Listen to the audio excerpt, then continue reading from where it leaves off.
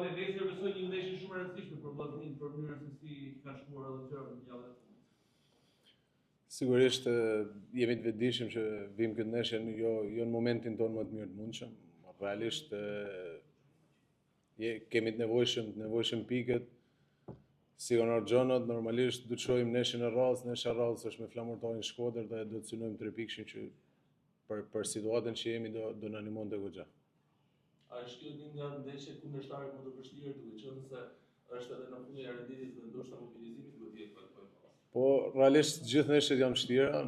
Besoj që 3 pikësh ka vlerë me secilën skuadër.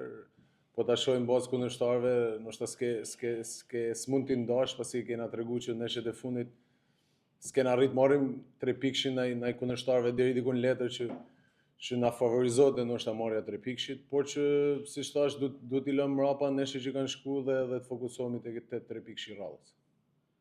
Kemi bërë shumë i saktë nga pika penaltis, por ndaj Tiranës është përdoruar një mundësi të tillë. Ke çardhje? Realisht duke pa edhe momentin që ishte ndeshja, normalisht vjen keq, penaltit i humbin ato që i gjujnë, normalisht jam aty për të marrë përgjegjësi këtë ndeshje.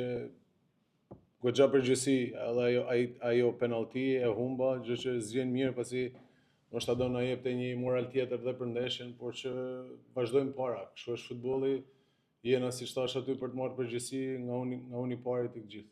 Është mundësia për të kompensuar nesër ndaj Flamurtarit? Është gjithmonë mundësia për të kompensuar si unë, si skuadra, kështu që siç thash, do shënojmë 3 pikëshin e rrallës dhe do bëjmë më të mirën që ta mbyllim këtë vit me 3 pikë. Vale, a është tepër një krizë psikologjike që shkon vllaznia se sa një krizë lëndë?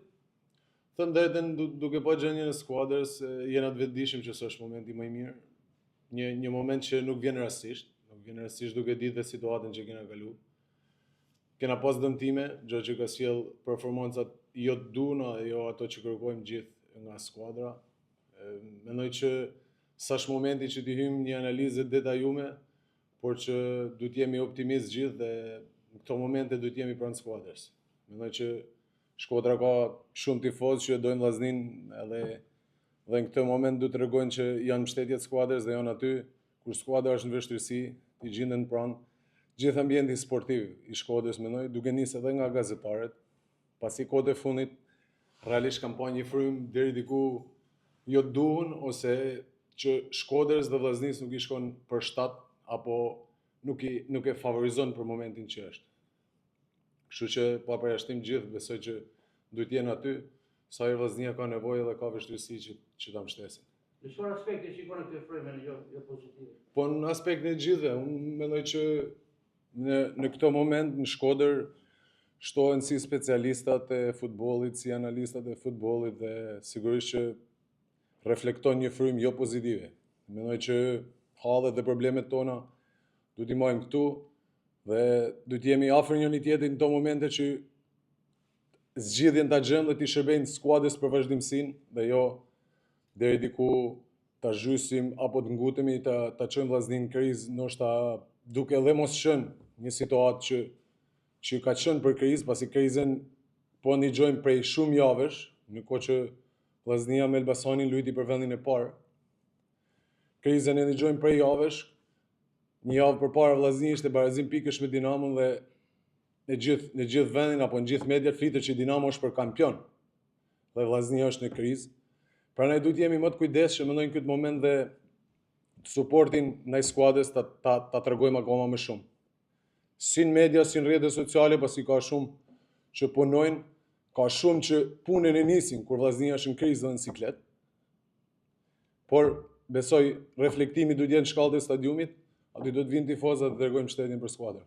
Vale, sa mund është skuadra kur bëhet fjalë për ndikime nga faktorë të jashtëm, qoftë edhe nga mendimi i specialistëve që nuk janë pjesë e klubit. Sa mund është skuadra për ta përballuar? Jo, unë besoj që skuadra është imune, por e fryma ndërtuar nuk është e duhur, unë besoj. Fryma që është krijuar rreth skuadrës reflekton dhe në shkallët e stadiumit kjo frymë që ngutemi ta krijojmë, reflekton dhe në mungesën e tifozëve në stadium. Vllaznia nuk shpallet dot kampion me 10 javë, me 5 javë apo me 15 javë.